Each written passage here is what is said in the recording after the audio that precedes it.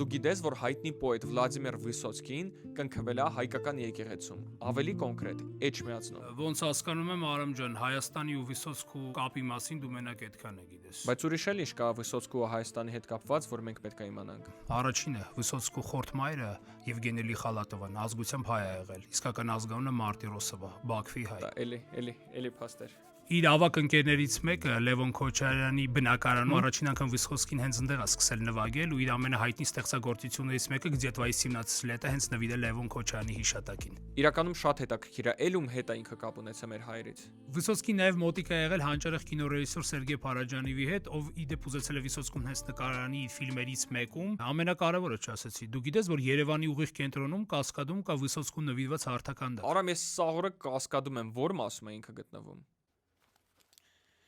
Գնացինք, Արամ ցույց տամ։ Գնացինք Վիսոցկու մոտ։ Նա Յարջան, այս Կասկադն է, այս էլ Վիսոցկու հարթականդակը 2014 թվականին են տեղադրել